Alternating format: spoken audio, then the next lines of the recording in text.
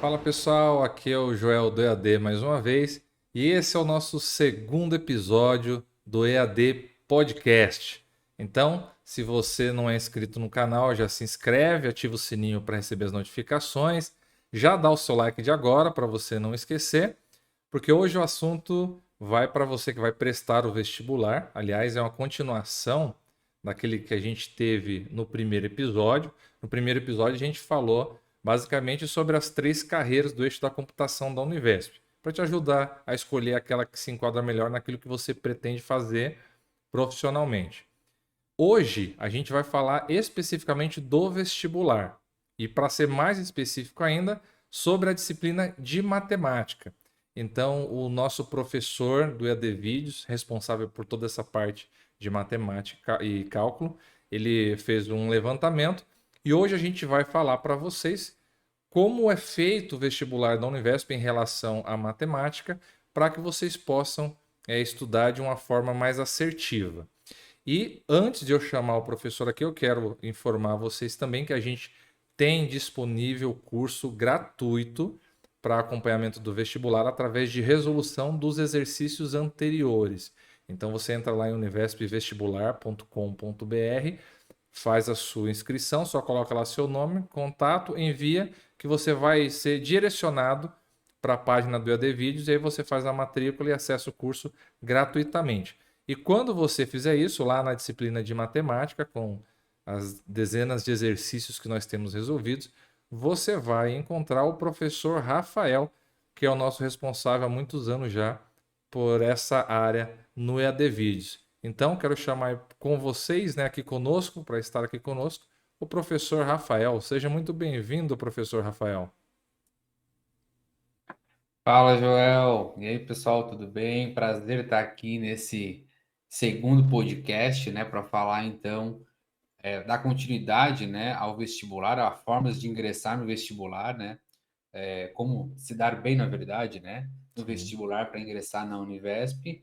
E claro que uma das disciplinas aí que o pessoal às vezes acha que é o bicho de sete cabeças, é matemática, mas garanto que com as dicas de hoje aí que eu preparei para vocês. Essa discussão, então, vai tornar talvez uma forma mais leve de pensar e de como estudar e organizar, né, os estudos para essa área, né, tão temida, mas de extrema importância para quem deseja, a partir do vestibular, continuar seus estudos na Univesp, né? Perfeito. E aí, se apresenta um pouco, fala do seu currículo, professor. Eu sempre gosto de enfatizar isso, que é para o pessoal ver o time que trabalha lá no EAD Vídeos, fazendo as resoluções. Sim. Então, a minha formação, né, ela está muito imbricada aí à própria criação do EAD Vídeos, né? Eu me formei em 2015, né, em licenciatura plena em matemática, pelo Instituto Federal Catarinense. Eu sou catarino, né, de origem, embora agora, né, resida em Porto Alegre, capital do Rio Grande do Sul. E em 2015 me formei, então, em licenciatura plena em matemática, e já em 2015, né, eu conheci o Joel, algo muito importante para falar para os nossos ouvintes aí é que eu e o Joel, nós não nos conhecemos, né, presencialmente. Desde 2015 a gente realiza esse trabalho, essa parceria, sempre, né, à distância, né, ele lá em São Paulo, eu aqui em Porto Alegre. E a minha formação começou em 2015, então, com a graduação em licenciatura em matemática. Já iniciei também, né, como professor do EAD Vídeos, né? Então, a construção da minha identidade profissional está muito ligada, né, à criação e à continuidade do EAD Vídeo. Então, devo também parte da formação aos desafios que a Univesp, né, propôs aí, que o Joel também sempre me incentivou. Em seguida, então, eu fui avançando nos estudos, fiz um mestrado, né, na Universidade Federal de Pelotas. Eu sou mestre em Educação Matemática e atualmente, né, sou servidor público aqui numa cidade da região metropolitana de Porto Alegre e também trabalho, né, como tutoria aqui no EAD Vídeos, né? Já fazer 7 anos, né, Sete que anos eu e o Joel estamos aí na nessa batalha. empreitada. Lembro como se fosse hoje, né? O e-mail que ele mandou era de uma plataforma dessas, né? De resolução de Desesperado. questão. E ele queria uma resolução de uma questão de cálculo 4. E a partir daquela resolução, então, ele foi conhecendo meu trabalho, a gente começou, né, a pensar junto. O Joel aí sempre muito ligado nas tendências e oportunidades, né, que o mercado oferece e, claro, foi sempre um aprendizado, né? E a minha constituição como professor, né, que eu comento para vocês, eu trabalho na educação básica, né, nos anos finais do ensino fundamental. Então, parte de toda a minha questão metodológica e didática é porque eu também ensino lá na origem um aluno e trago esses conhecimentos básicos para ensinar o pessoal de uma forma mais leve, né, o cálculo, a álgebra, que é algo assim que fora a parte eu gosto muito, né? Então, esse é um pouquinho da minha meu panorama aí profissional. E do lado do EAD Vídeos, o professor Rafael ele é o queridinho da galera, né? Porque quando ele lecionava lá cálculo, cálculo 2, cálculo 3, que o pessoal estava desesperado, e ele ia lá, fazia as resoluções, eu recebia aquele monte de e-mail elogiando e tudo mais. Falava até pro pessoal segurar um pouco lá, porque ele mora longe, não adianta ficar elogiando tanto assim que eu não vou repassar tudo isso, Sim. né? Mas graças a Deus sempre deu muito certo. Bom, professor, agora dando início aqui realmente ao que interessa para quem está acessando aqui o podcast, antes da gente falar sobre todo esse panorama que você já preparou para a gente, sobre os tópicos de matemática que mais caem lá na Univesp, eu queria que você me dissesse, com essa experiência que você tem, no ensino presencial também, e lecionando na rede pública, por que que você acha que a matemática, ela geralmente, os alunos têm tanto medo da matemática? Chega a ser assim, ao que eu percebo, até mais medo da matemática do que física ou química. Por que que você acha que tem essa dificuldade, assim, as pessoas têm tanto receio com essa disciplina? Olha, Joel, tem várias frentes, né, que a gente poderia responder esse teu questionamento bem pertinente. Eu diria que uma grande parte é um paradigma, né, que vem assim de anos, que coloca a matemática num patamar em que nem ao menos, né, dá a chance de conhecer a matemática antes de julgá-la. Então, o primeiro passo seria isso. E o segundo é que, para ter uma base, né, sólida em matemática, é preciso, hoje a gente fala em letramento matemático, que é como se fosse uma alfabetização. E que hoje as nossas escolas, né, principalmente a rede pública, ela não oferece, não dá tanta ênfase na matemática Uhum. como, por exemplo, na escrita e leitura, né, que tem um processo muito forte de alfabetização nos anos iniciais, e a matemática ela acaba então não tendo talvez a mesma relevância de se preocupar em alfabetizar, de letrar esse aluno já nos anos iniciais, né?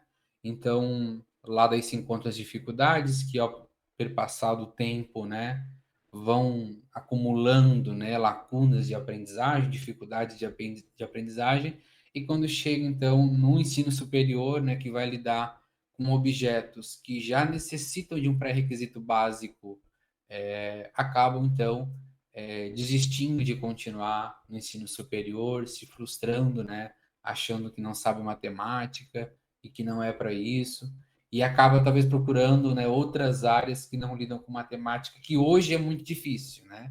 É. Embora o pessoal vislumbre em outras áreas, mas a matemática é uma linguagem que descreve o mundo. Então a gente precisa primeiro desmistificar que não é tudo isso que as pessoas, né, têm medo, têm receio. Claro que tudo começa na base. A gente tem que ter uma estrutura muito sólida do letramento matemático, da alfabetização matemática, para que naturalmente, né, os objetos e habilidades dessa disciplina sejam aprendidos e que contribuam, né, como pré-requisito para os conhecimentos que ainda vão vir nessa área. Então, eu diria que parte, né, é uma questão de formação de professores dos anos iniciais, né, mas a gente não vamos aqui generalizar, dizer que Uhum. todos não, né? A gente tem professores muito bons e são esses professores bons de letramento de alfabetização matemática que despontam alunos que conhecem, sabem matemática no ensino médio, no ensino superior. É com essa base. E outra, claro, é essa mistificação que tem, que a matemática é como se fosse assim, eu vejo isso muito dos meus alunos, né? Quando um pai vai receber um boletim, vai receber uma nota do filho, isso aí puxou a mim. Eu era péssimo em matemática, então não me surpreende de meu filho não ser algo a mais do que eu já fui, né? Então, isso é bem complicado, né? Porque assim já coloca uma pressão no aluno que Um não estigma, né? precisaria ter, né? Então, isso acontece muito. Então, a gente sempre tem um trabalho aqui de mostrar que o conhecimento matemático não é uma coisa inata, né? Você não nasce com isso, você desenvolve isso. E quanto mais cedo, né, você não ter essas amarras aí, só tem, né, a ganhar e deslanchar nos estudos da matemática aí. Perfeito, muito bela introdução. Bom, vamos falar agora de Univesp e de matemática para o vestibular da Univesp. O que que você trouxe hoje para mostrar para a gente, professor, que a gente pode aprender a estudar de forma assertiva e saber o que estudar para poder mandar bem em matemática no vestibular da Univesp? Bom, eu fiz a minha lição de casa aqui, né? Fui nos vestibulares anteriores, especificamente o de 2021, para fazer um levantamento, né, do panorama de quais campos da matemática têm uma maior relevância nos vestibulares e dentro desses campos, quais são os conteúdos que aparecem com mais frequência e que são assim fundamentais ou essenciais para que algumas questões sejam resolvidas nos vestibulares. Então, deixa eu compartilhar minha tela aqui com vocês. Tá aparecendo aí, né? Sim, perfeito. Muito bem. Então, eu investiguei os dois vestibulares da Univesp 2021, né, que são divididos no eixo da computação e no eixo da licenciatura, e agrupei, então, esses dados nesse gráfico que aparece para vocês. Então, cada caderno de questão de vestibular, né, possuía 7 questões de matemática, na computação e 7 na licenciatura, né? Então, ao todo, esses dados que aparecem, essas porcentagens, são fruto de 14 questões analisadas e distribuídas nessas áreas da matemática. Essas áreas aqui que eu coloquei embaixo, números, álgebra, geometria, grandezas e medidas, probabilidade, estatística, são o que a Base Nacional Comum Curricular traz da matemática, né? Que são essas 5 unidades temáticas, que é a forma correta de se referir a essas nomenclaturas. E cada unidade temática dessa aqui possui um leque, né, de conteúdos e habilidades. A gente talvez não fala mais conteúdo aqui, né? Mas enfim, a gente está lidando com pessoas que querem ingressar no ensino superior, então a gente pode, né, comentar conteúdos, mas seriam habilidades, né? Então, cada unidade temática dessa possui habilidades que vão ser requeridas, né, para você conseguir aprovação no vestibular. Então, vocês podem observar que as que aparecem com maior frequência é o campo da álgebra e da probabilidade estatística, né? E esses campos, eles aparecem aí uma questão quase histórica, né? A álgebra sempre teve uma certa vantagem, um privilégio frente às outras unidades temáticas, né? E a álgebra trabalha muito com abstração, né? Que é o foco, digamos assim, da matemática, né? Você, a partir de situações reais, conjecturar e conseguir, então, elaborar hipóteses e resolver por meio da abstração, né? Não necessita de uma de um material físico, de uma interpretação física para resolver um problema. É no mundo das ideias que a gente resolve a matemática e o que traduz esse mundo das ideias é a álgebra, né? Por meio das suas equações, das suas fórmulas e tudo mais. Então a álgebra aparece aí com 28%, né? Ganhando a maior fatia dessas 5 grandes áreas, seguido de probabilidade estatística, 22%. A gente também nem precisa comentar a importância disso, porque a probabilidade estatística está em todos os meios que a gente trabalha, né? Seja na Sim. computação, seja na mídia, seja na própria matemática, seja na ordenação de dados para análise, enfim, né? Quem vai conseguir essa façanha, né, de entrar na Univesp vai lidar com disciplinas que vão precisar muito de probabilidade estatística, né?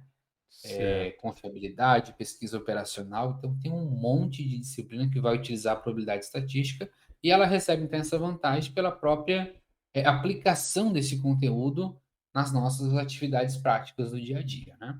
Agora, de uma maneira geral, olhando aqui essa sua apresentação, a gente, embora tenha, por exemplo, álgebra um pouco mais do que as outras e tudo mais, mas a gente pode dizer que o vestibular da Univesp em relação à matemática, ele é bastante equilibrado, não tem uma discrepância muito grande ou pendendo completamente para uma unidade temática específica, né? Ele tem uma certa distribuição razoável entre todas elas e considerando que não existe um exercício que seja puro de uma única temática, né? Todos envolvem questões dos outros também. Então a gente poderia dizer que o vestibular da Univesp ele é mais homogêneo na forma com que é distribuída essas temáticas. Com certeza, né? Já como tu falou, né? As habilidades de cada um desses campos não são inerentes unicamente àquele campo, né? Óbvio que essa distribuição que eu coloquei aqui é uma distribuição seguindo a minha percepção, né? Então, eu observei uma questão e o que me chamou mais atenção, o objetivo principal, né, que necessitaria de tal habilidade, eu acabei colocando em álgebra, ou acabei colocando em geometria, mas isso aqui é realmente relativo frente a quem faz essa classificação. E cada questão na Univesp, claro, vai demandar aí mais de uma unidade temática, e esse é o objetivo, né? Você Sim. utilizar de um arsenal de habilidades para a resolução de um exercício. E como são poucos exercícios, né? São 7 exercícios, não, né? Questões, é necessário que essas questões sejam carregadas de problemas que necessitem de mais de um desses campos, né? De uma Porque se a gente pensar em habilidade, né? sete, de 7 questões que tem no vestibular, que teve no último vestibular, né, 2021, se colocasse um para cada unidade temática aparece aqui, só sobrariam 2 exercícios para a gente dar uma inovada, né? Então a ideia, e claro, isso é muito válido porque a gente está prestando vestibular, irá prestar um vestibular, nada mais é do que um processo seletivo, né? Em que vai selecionar as pessoas que têm aí a competência ou que têm as habilidades de conseguir resolver os problemas que vão envolver essas diferentes áreas da matemática, né? Então, de uma maneira quase que natural, é óbvio que os vestibulares, assim como o Enem, procuram sempre abordar, né, os objetos na mesma proporção para verificar se o aluno, né, durante o seu ensino médio, ensino fundamental, conseguiu adquirir as habilidades dessas grandes áreas da matemática. Muito bem. Bom, e basicamente você poderia falar para a gente, por exemplo, quando a gente fala ali na números, né? O que está incluído dentro dessa categoria, né? E das outras restantes aí que a gente está vendo. Ah, sim. Eu preparei aqui uma outra apresentaçãozinha que vai mostrar, então, dentro de cada um dentro de cada uma das unidades temáticas, quais são os conteúdos que aparecem com mais frequência. E são esses conteúdos, claro, que a gente tem que focar para conseguir, então, essa aprovação no vestibular. E também esses conteúdos não vão ser só requeridos para o vestibular. Você vai estar ingressando no ensino superior, então são conteúdos básicos que necessitam de um aprofundamento para continuidade no curso de graduação, né? Seja ele computação, seja licenciatura, e agora, né, Joel, tem Uhum. administração e processos Administração, gerenciais, né? exato. Depois tu E, vai comentar um pouquinho. e eu acho que isso que você falou, professor, ele é muito pertinente, porque para você que vai prestar o vestibular, é claro que você vai tentar estudar de uma forma mais assertiva possível e a gente vai te ajudar isso através do nosso curso gratuito de resolução de exercícios, mas é importante ficar claro que, como você vai ingressar num nível superior, você precisa aprender matemática para a sua carreira, porque não tem como. você ter uma carreira realmente de sucesso, chegar num patamar mais alto da sua profissão, se você tiver, digamos, capenga nesses conteúdos. E se você for. Agora, se você. E isso eu estou falando para todas as áreas, mas é claro que fica mais evidente se você vai prestar engenharia, nem se fala. Se você Sim. for prestar administração também. Se você não assistiu meu vídeo falando sobre o currículo, sobre a grade curricular de administração e de processos gerenciais, eu vou deixar aqui o link na descrição para você entrar lá e ver que tem muita coisa relacionada à matemática. Matemática financeira, controle estatístico de processos. Então, tem uma coisa na sua mente. Aprenda para passar no vestibular, sendo assertivo naquilo que você vai estudar, mas guarde esse conteúdo e continue sempre estudando para a sua formação, porque você vai precisar muito. E, inclusive, agora que a Univesp ela basicamente unificou o primeiro semestre, né? Ou pelo menos o primeiro bimestre, mas talvez o primeiro semestre, para todo mundo é igual. Porque é mais ou menos isso que você tinha comentado, professor, a questão de ela tentar nivelar todo mundo, né? Então, assim, todo mundo tem que ter aqueles conceitos, e a Univesp, querendo garantir isso, tornou a grade do primeiro semestre a mesma para quem vai fazer engenharia e quem vai fazer pedagogia, inclusive com a disciplina de pensamento computacional e matemática básica para todo mundo. Sim. E a matemática básica, aproveitando teu gancho aí, basicamente é o que a gente trabalha na unidade temática de número, que é o primeiro que aparece aqui, né, que eu coloquei aqui como íconezinho para representar a calculadora, né? Que é onde nós iniciamos aí toda a construção da matemática lá no ensino fundamental, né? Então, é sistema de numeração, relacionar número à quantidade, mas como a gente está saindo, né? Vocês estão saindo aí, alguns, né, saindo do ensino médio, outros já largaram um pouquinho, né? Já faz tempo, né, que estavam no ensino médio, que vão tentar prestar vestibular, são as operações básicas, né? O que mais é requerido. E isso daqui não é algo somente do campo do número, né? Quando eu falo em operação básica, você vai necessitar das operações básicas para resolver qualquer problema dentro dessas unidades temáticas, seja em álgebra, geometria, grandezas e medidas e probabilidade estatística. Então, por operações básicas, né, nós entendemos, então, adição, subtração, multiplicação, divisão, potenciação e radiciação. Então, essas são as operações básicas que são requeridas para resolver um exercício, tá? Então, isso aqui é algo que a gente tem que praticar muito, né? Quem já está há algum tempo aí sem estudar precisa retomar essas operações básicas, porque isso aqui, eu até brinco, né? É o pré-requisito do pré-requisito, porque se você não consegue trabalhar com as operações básicas, né, na interpretação e resolução de um exercício, dificilmente você vai conseguir avançar em qualquer outra habilidade que aparece aqui para vocês, tá? E Então, relacionado operações. com a. Até desculpa te interromper aqui, professor, Não pode. mas relacionando com o vestibular da Univesp.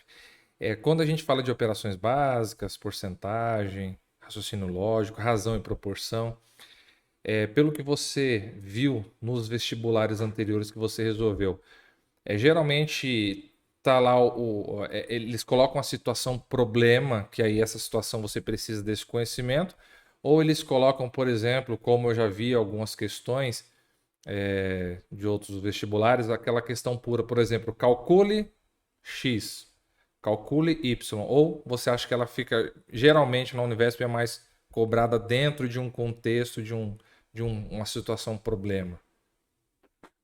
Faz um tempo, né, assim, que esse tipo de problema, né, calcule e efetue, já não é mais uma habilidade requerida, né, porque, assim, hoje existe todo um arsenal aí de computação que ajuda você a resolver diversos cálculos. Então, hoje, a habilidade requerida na matemática é você conseguir, por meio de situações, problemas, interpretar o problema e aplicar essas operações básicas como meio, né, para resolver o problema. Não como um fim em Então, si, né? elas serão utilizadas não diretamente, né? Não é uma expressão numérica para resolver, claro, daí depende, né, também se, se o exercício assim, se a Univesp assim desejar, né? Mas não é algo que apareceu nos vestibulares que eu resolvi até então.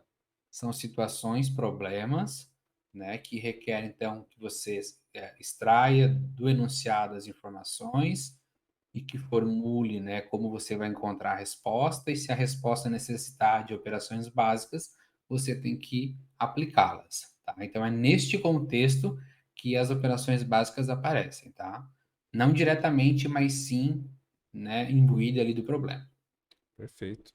tá?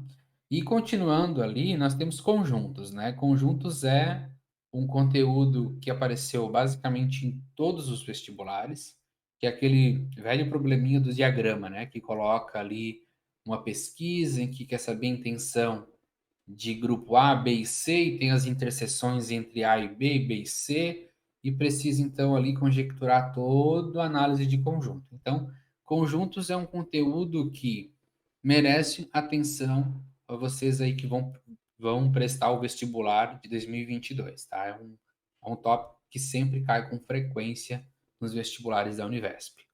Razão e proporção, né, que não deixa de ser aí uma operação básica, que é a divisão, o quociente, mas que tem situações, problemas que vão envolver razão e proporção, né? Razão e proporção também está relacionado à própria porcentagem, né? Então, é um conteúdo que você precisa retomar também, que é uma razão, proporção, raciocínio lógico, né? Claro que você tem que utilizar ele primeiro na interpretação do problema, retirar as informações e utilizar a melhor estratégia para resolver um problema. Então, raciocínio lógico não é algo a ser estudado em si, mas é algo a ser aprimorado na resolução dos exercícios, tá? Isso é muito importante. E porcentagem, né? O cálculo de porcentagem hoje é um pré-requisito, né? Já não é algo assim tão complexo que necessite de uma calculadora, né? Há porcentagens aí inteiras que você consegue resolver com cálculo mental, que vão necessitar de razão e proporção, junto com as operações básicas para resolução. Então, porcentagem, né? Na lâmina anterior, né, no slide, eu apliquei porcentagem para vocês, então é algo que é utilizado muito para colocar algo em proporção, algo em evidência, para colocar, né, a parte do todo, né? Então, porcentagem é muito importante. Então, são esses conteúdos aí que, dentro do campo dos números, teve uma maior frequência, né, nas questões do eixo da computação e da licenciatura no último vestibular da Univesp. Perfeito. Certo? Alguma dúvida aí, Joel? Ficou Não, claro? totalmente claro. Muito bem. Agora vamos para álgebra. E aí, nesse caso, pelo que você comentou no slide anterior, é o que tem maior frequência, não é? E É, a gente vai discutir por que isso, né? isso aí. Álgebra, né, é a língua que a matemática conversa, né, com todas as áreas aí. Então, é a parte das equações, das funções. Só funções daria aí, né, muito tempo para vocês estudarem. E o conteúdo de funções é muito vasto, é muito importante, é muito aplicável, né, nas disciplinas que vocês posteriormente poderão cursar no ensino superior. Então, é por meio dela, então, que a gente padroniza, que a gente consegue qualquer projeção dentro de qualquer série de dados. O primeiro tópico, então, de álgebra é as equações, né? Então, aqui você tem que resgatar as equações aprendidas desde o ensino fundamental. Equações de primeiro grau. Lembra que a porcentagem, se você resolver por uma regra de três, é uma equação, né? Então, uma equação é uma expressão algébrica que envolve, né, o símbolo de igual. Então, apareceu um igual ali, nós estamos trabalhando com equações em que nós precisamos, por vezes, encontrar algum valor desconhecido, que é aquele famoso x da questão. Então, equações é algo muito requerido para a resolução. E diria a vocês também que equações, assim como operações básicas, não é algo que vai cair diretamente.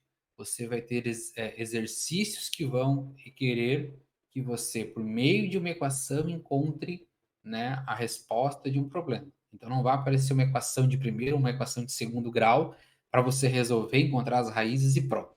Não, vai ser um problema em que vai estruturar e você precisa, então, determinar por meio de uma equação todo um pensamento lógico para a resolução do exercício, tá?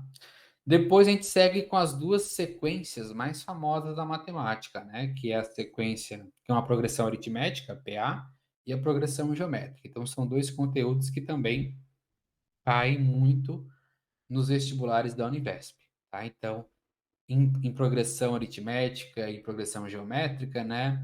Lembrar da fórmula do termo geral, da soma, né, dos termos de uma PA e de uma PG, da soma infinita de uma PG, que vai ser muito requerido, inclusive em conteúdos de cálculo, né? Quando a gente trabalha com séries geométricas, a gente necessita, né, de determinar a soma de infinitos termos de uma série. Então, a PG já é um início de um cálculo 4, digamos assim, um cálculo 3, já no ensino médio, né? Que é a primeira Sim. progressão que a gente aprende, as duas primeiras progressões que a gente aprende já na educação básica.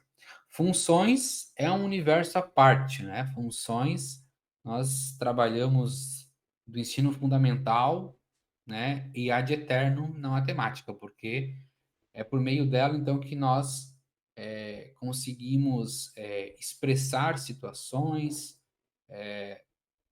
Em matemática financeira, né? As funções são muito importantes para determinar lucro, função lucro, enfim, Ah, função. sim. Aplicações porque assim, uma coisa que vale lembrar que o objeto de estudo do cálculo são as funções.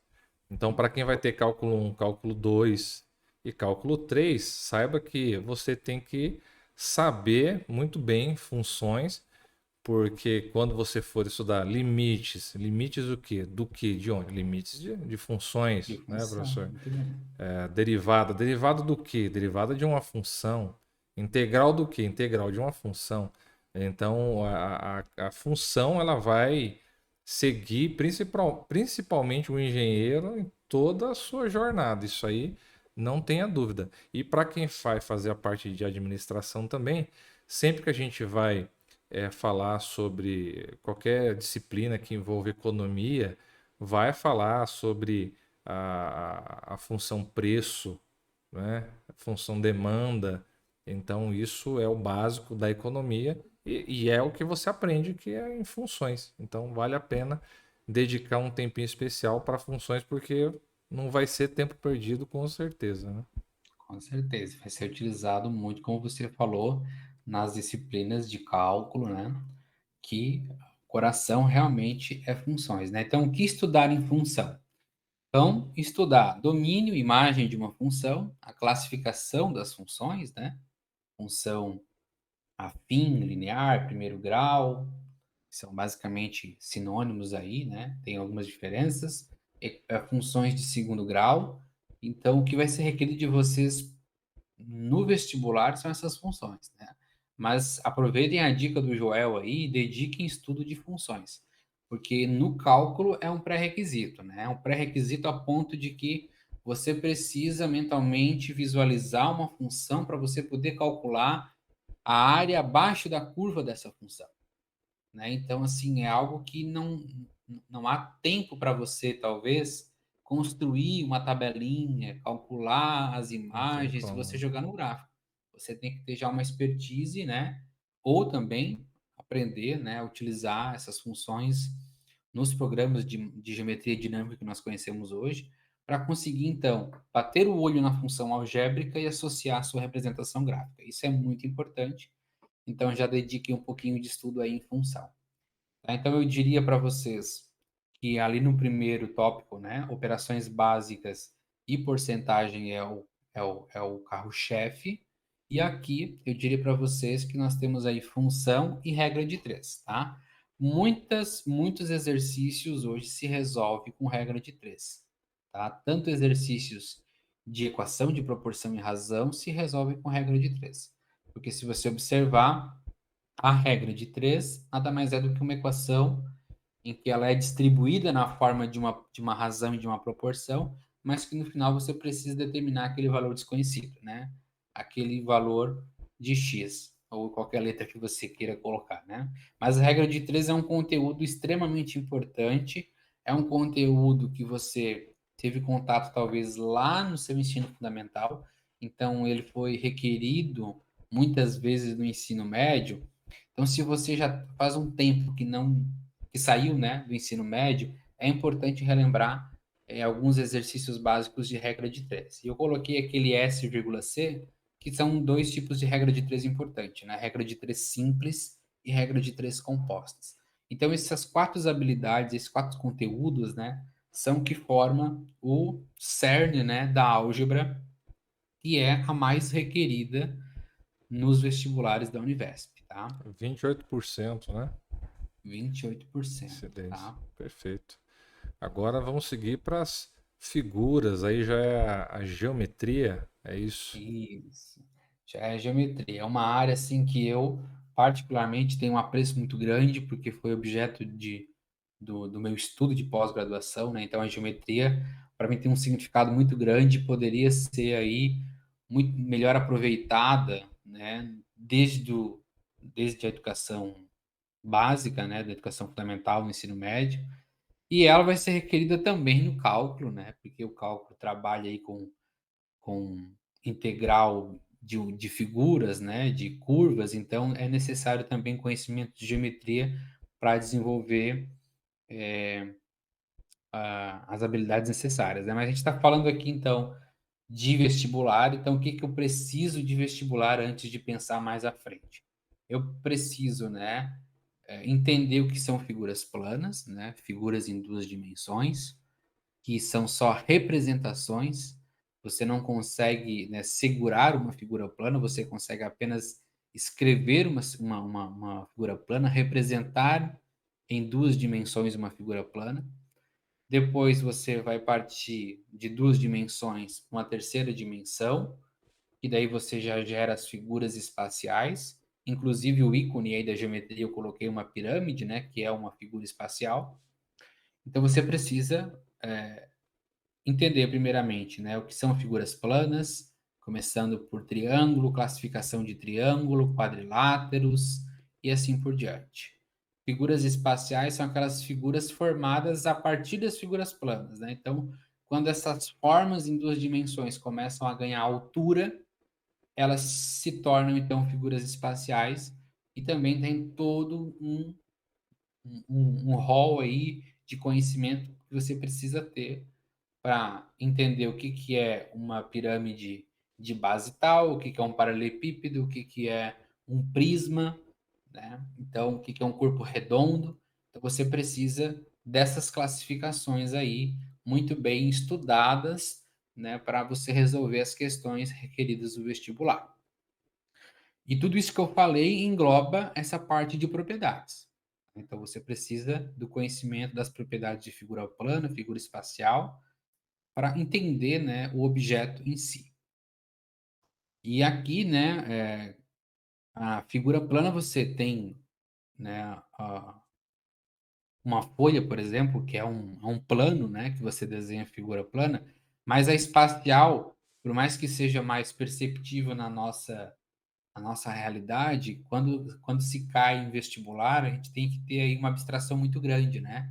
Para Uhum. imaginar aquela figura espacial, a planificação dela, para a gente entender todas as partes ocultas dessa figura espacial em um exercício. Então, aqui é um exercício importante você colocar figuras espaciais na sua frente e mentalizar como que seria montar essa figura, né? Pensa numa caixa de papelão, ela é desmontada, aquilo está em duas dimensões, depois que a gente monta, vira uma figura tridimensional. Então, essa relação entre figuras planas e espaciais é o que é mais requerido, né? Ter essa abstração. Eu não tenho a figura na minha frente, mas eu consigo visualizá-la para poder responder o que o exercício pede. Isso é muito importante, tá? Perfeito. E em termos de importância para o vestibular, especificamente o vestibular da Univesp, ainda o triângulo ele continua reinando absoluto como figura importante para poder resolver os exercícios do vestibular? O triângulo ele recebe historicamente, né, uma vantagem na geometria, porque é uma figura que aparece em toda a arquitetura que a gente conhece hoje, pela sua rigidez, mas também os próprios teoremas que eu coloquei ali embaixo, eles são fundamentados, né? O teorema de Tales nem tanto, que são retas paralelas, mas o teorema de Pitágoras, ah, o fundamental desse teorema é o triângulo, né? E a partir do triângulo retângulo, então, nós temos ali uma equação, e o triângulo, né, em si, ele recebe aí um certo privilégio por ter essa questão de rigidez da figura, porque o triângulo é uma figura que você não consegue movimentar tão facilmente. Eu brinco com meus alunos, né? Você pega gravetinhos de triângulo e amarra, né, os seus, como se fossem os vértices ali, você não consegue movimentar. Ao ponto de que se você pegar um quadrado, você consegue dar uma mexidinha nele e ele vai acabar mexendo, Virar um né, losango, né? as suas pontinhas, né, virando um losango, virando paralogramo. E já é um paralogramo, na verdade, né? Então, virando aí outras figuras quadriláteras, né? E nós temos aí dois grandes teoremas, que são teoremas que advêm da geometria, que é o teorema de Tales, né? Que são o que é o teorema das retas paralelas cortadas por uma transversal, e o famoso, talvez o mais famoso teorema que a gente conhece hoje, pelo menos aplicado na educação básica, que é o teorema de Pitágoras, né? Que o quadrado da hipotenusa é igual à soma dos quadrados catetos de um triângulo retângulo, né? Então, aí mostra a importância dessa figura frente às outras, tá bom? Perfeito. E você acha, professora, que é, pelo menos até onde eu vi, não costuma cair muito, não costuma ser muito cobrado no vestibular da Univesp trigonometria. É isso mesmo? Tem pouca incidência ou quase nenhuma incidência de trigonometria nos exercícios? Pouquíssimo, pouquíssimo, Muito tá? pouco. Em 2021 não teve nenhum exercício que tratasse desses objetos especificamente de trigonometria, né? Mas a gente tem que ter consciência de que trigonometria também envolve as relações dos triângulos, né? Sim. Então, a trigonometria, ela está um pouco camuflado nessas outras unidades temáticas aí, tá? E como é um conteúdo, né, que já envolve um pouquinho mais de complexidade e que é difícil, né, você no ensino médio trabalhar de uma maneira tão profunda que é merecido dessa área fantástica e que vai ser utilizado depois em cálculo, que eu nem vou comentar a relevância de Uhum. trigonometria, né, Sim. para Funções cálculo, trigonométricas todas, né? ixi, né? Então, aqui eu não coloquei, tá? Mas, porque não realmente não teve É que, na impacto nas verdade, questões. a intenção nossa aqui foi mostrar o que é importante pro vestibular, né? Não, não Sim, é o que é importante para a vida, aí é outra história, né? Para sim, sim. formação. Não, tem vários conteúdos que não foram colocados aqui Sim, e, são né, relevantes para a formação, são muito relevantes, né? sim, mas a E não princípio, foram.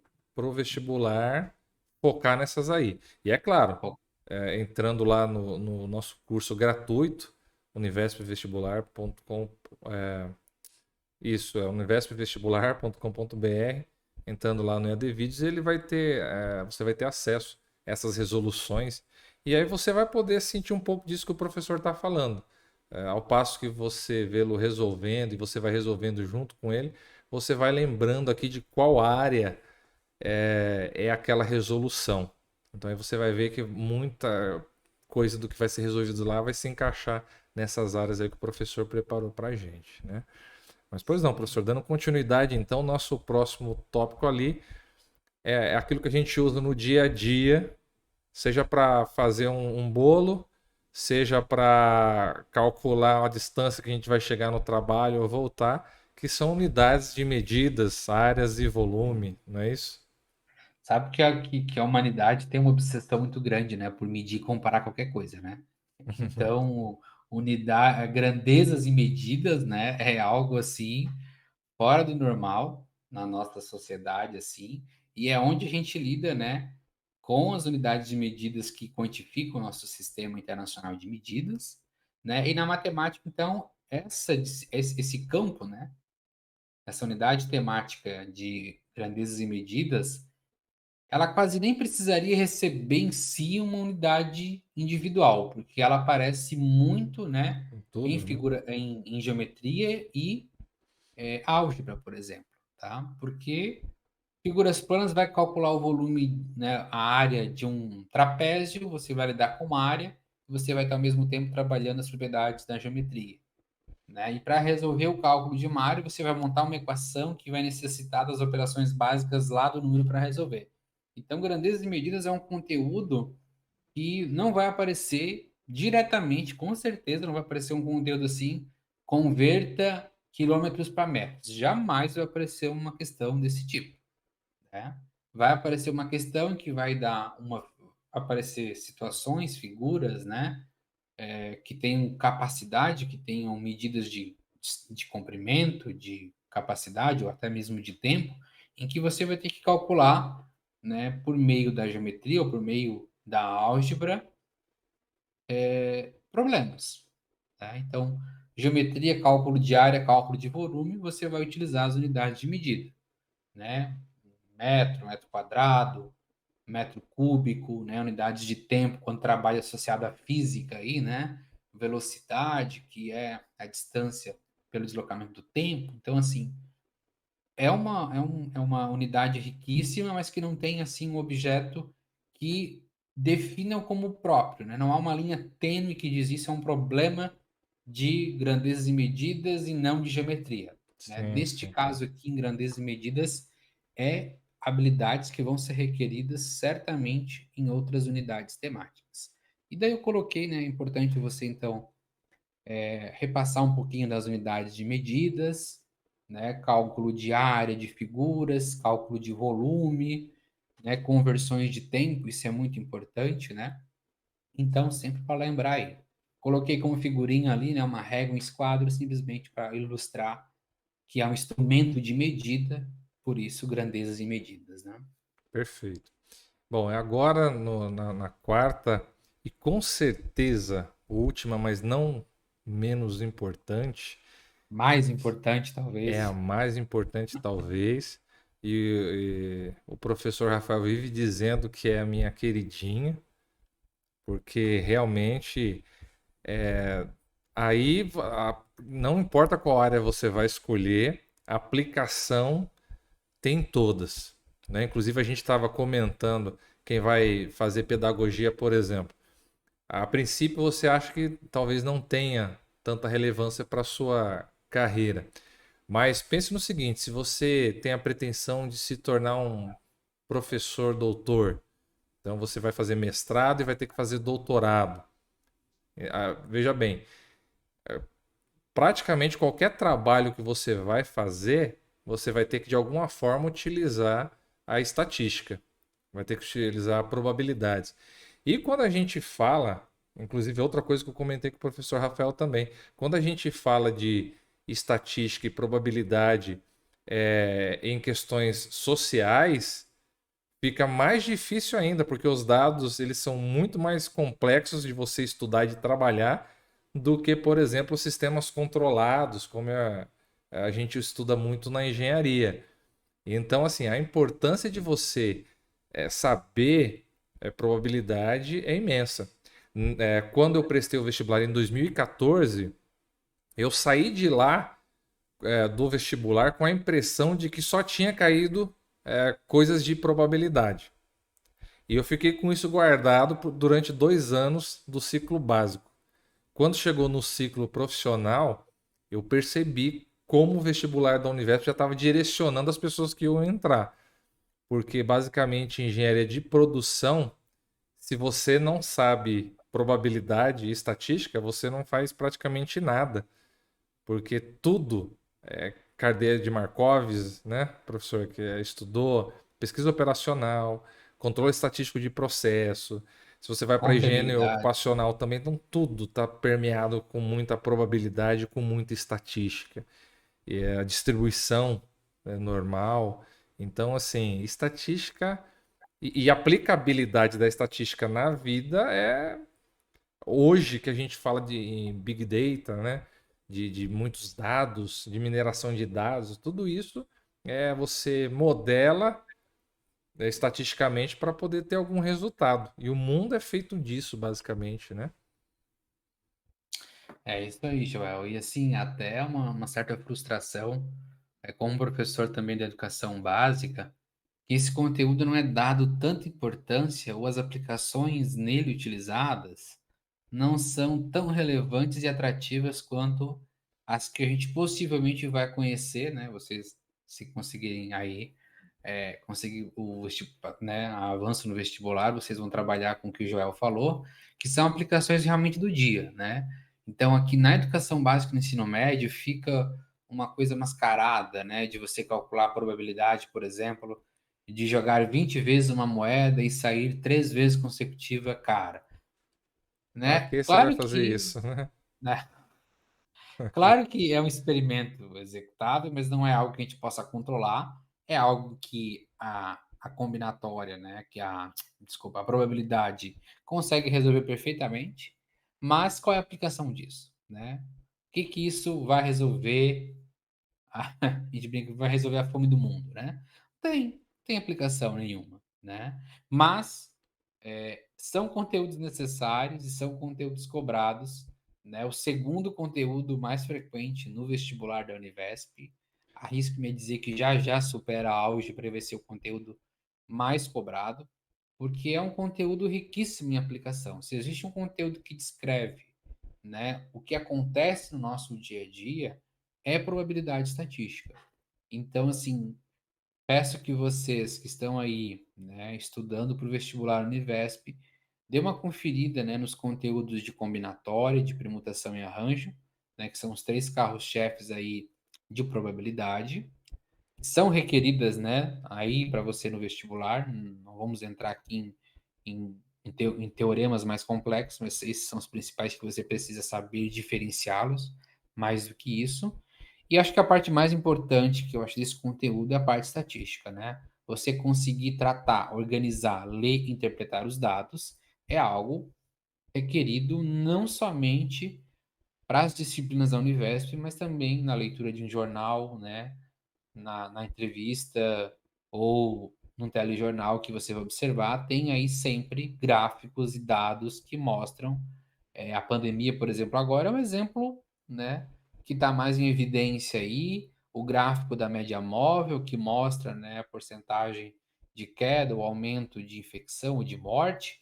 Então, a estatística, para começo de conversa, você precisa, então, saber calcular média, média ponderada, determinar, né, o valor com maior frequência, que é a moda, mediano. Essas são as medidas de dispersão.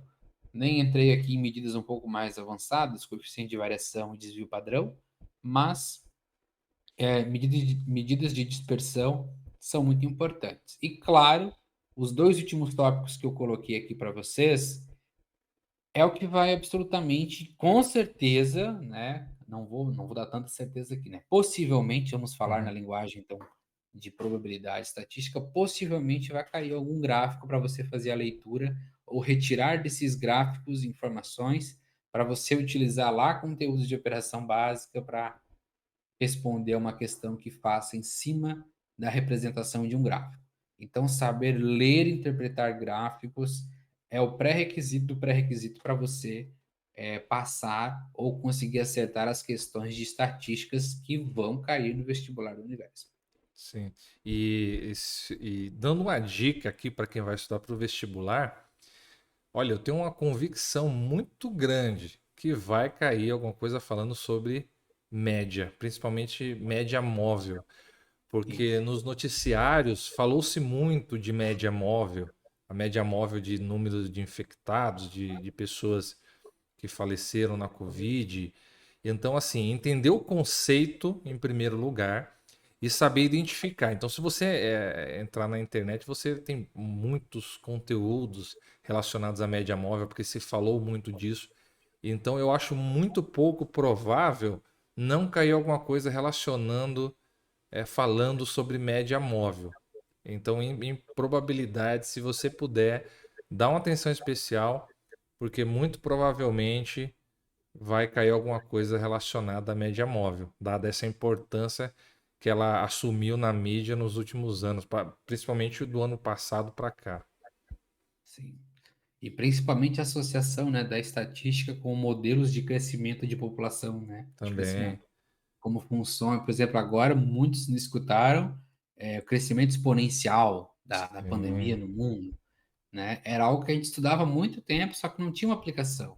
E agora a gente viu que apareceu uma situação em que é necessário Uhum. observar que o crescimento exponencial não é bom, né? Desde que a base seja maior que um, né? Não é interessante, mas aí se a gente observar aquele aqueles estudos, né, que sempre aparecem, que a cada 100 brasileiro transmite para mais 100 ou mais de 100, então a gente percebe que está ainda transmitindo para mais pessoas, ou 100 pessoas que infectam outras 50, então significa que está infectando menos, então nós estamos diminuindo os casos de infecção. Então tudo isso é uma análise de função que também Sim, vai envolver aí leitura de gráfico, faz parte desse conteúdo tão riquíssimo que é a estatística. sim. Inclusive, as estratégicas todas de saúde dos órgãos mundiais era baseada nisso, como a gente vai impedir esse crescimento que é exponencial. Aí o pessoal falou-se muito também na mídia sobre achatar esse crescimento, né, que é basicamente diluir essa frequência ao longo do tempo para não sobrecarregar o sistema único de saúde. Então, assim, toda a estratégia dos governos foi justamente tentar bloquear esse crescimento é, vertiginoso, né, Sim. de transmissão e isso, com certeza, baseado em dados estatísticos, né? Quantas pessoas iam passando para outras e isso tornando-se cada vez mais um problema de saúde pública, né? Então, Eu, eu até, provavelmente. só fazendo um adendo aqui, João, eu até brincava com meus alunos, né, que assim, sempre me perguntavam, né, o porquê da equação de segundo grau, né, estava comentando, ó, se a pandemia se transformar numa equação de segundo grau com a concavidade voltada para baixo, a gente sabe que vai ter um fim, né, porque ela vai chegar É, num ponto máximo e vai decrescer até chegar a zero, mas vocês viram que o negócio não foi uma parábola, né, foi algo vertiginoso, como tu é, falou, e agora a gente está tentando, né, achatar isso para que, né, toda a parte de saúde consiga lidar com internações e tudo mais. perfeito. Então, basicamente, foi isso que a gente tem para poder orientar os alunos em relação ao que eles devem estudar para o vestibular, né, professor? Isso, são essas questões aí, e eu sempre friso assim, né, resolvam exercícios que tenham enunciados mais completos, enunciados que tenham uma aplicação, né, de um recorte de jornal, de uma pesquisa, porque são esses tipos de exercícios que vão cair. São exercícios que vão englobar várias habilidades que foram apresentadas aqui.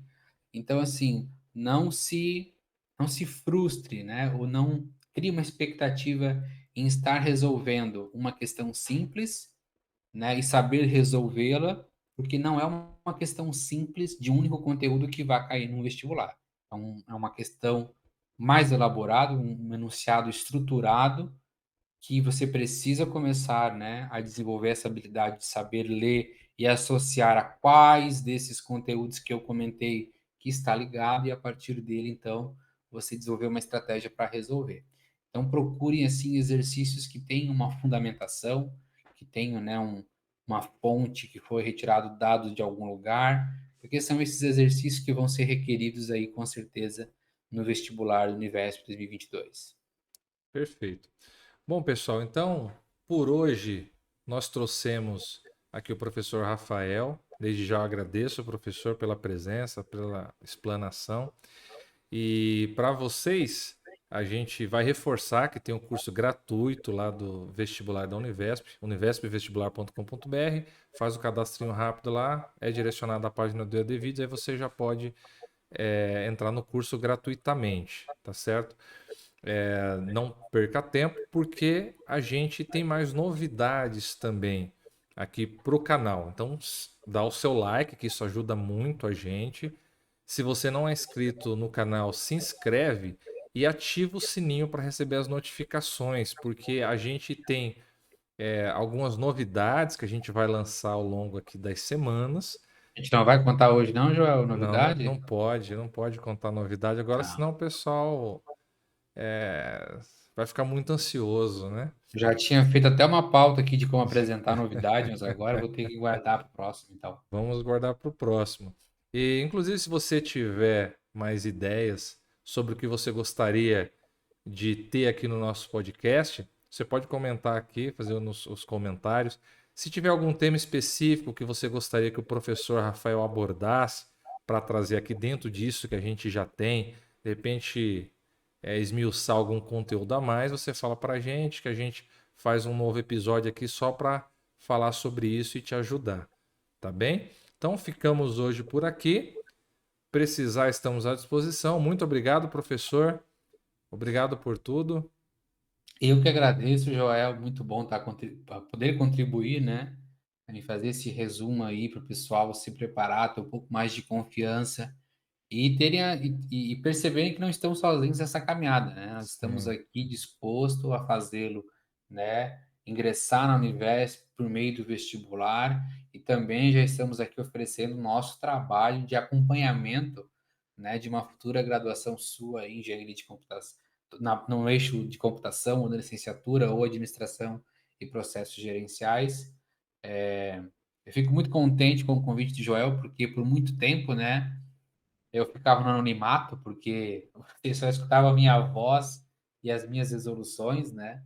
Então é muito importante agora estar aqui tendo esse vínculo com vocês, né? E dizer que estou aqui disposto, né, a ajudá-los, não somente no vestibular, nós temos um canal que está agora, né, com essa nova toada de podcast, de criar um, uma forma, um entretenimento, né, mais leve para explicar matemática, mas também nós temos, né, playlists muito interessantes no nosso canal, né, tem uma que se chama Pergunta da Galera, que a gente seleciona questões nos comentários dos nossos vídeos, e a gente acaba então resolvendo elas e oferecendo para você que segue o nosso canal, que curte, que interage, né?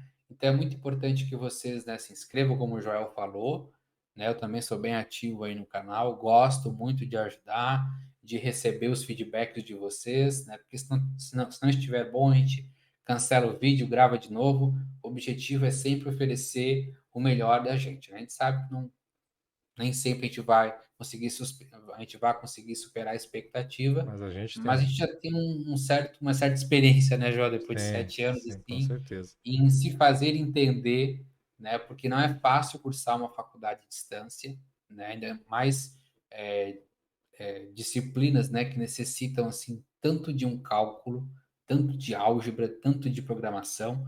Então, se não tiver alguém tutoriando ou mediando, né, a resolução e o entendimento desse exercício, a gente sabe que não é fácil. E a gente está aqui oferecendo esse tipo de serviço, né, João? Um Perfeito. serviço não é de entregar pronto, é de entregar uma nova forma para você chegar naquilo que a Univesp precisa. Então Com a gente vai estar certeza. resolvendo questões aí passo a passo, interagindo com vocês e sempre tendo essa transparência, né? Então agradeço, Joel, obrigado aí por esse Eu que momento. Essa conversa agradeço. foi muito Imagina. produtiva e espero que a galera coloque aí mais conteúdos, mais sugestões para que a gente Sim, possa retornar aqui com essa dinâmica que eu gosto bastante, né? De estar discutindo de uma forma descontraída a matemática para desconstruir aquilo que eu falei lá no começo, né? De que a matemática é o bicho, não. Dá para a gente é conseguir, possível, né? É é possível possível, e a gostar de gente vai matemática. mostrar para vocês que é possível isso, tá bom? Então, forte abraço, né? Aproveite o conteúdo aí do nosso canal e até mais. Até o próximo podcast. Tá certo, pessoal. Então, forte abraço, professor. Espero vocês no próximo episódio. Fica atento às notificações quando você receber lá a notificação do EAD Vídeos, que vai ter conteúdo relevante para você. E por enquanto vai ser muito focado no vestibular, que é para te ajudar mesmo a chegar lá, porque como o professor mesmo falou, a gente vai estar do outro lado do muro também para te ajudar. Então a gente vai te aguardar lá para te ajudar e te apoiar, mas antes a gente quer fazer uma cadeirinha aqui para que você possa transpor essa barreira também e chegar lá. Tá certo, professor? Então, forte abraço e até a próxima, se Deus quiser. Tchau, tchau, galera.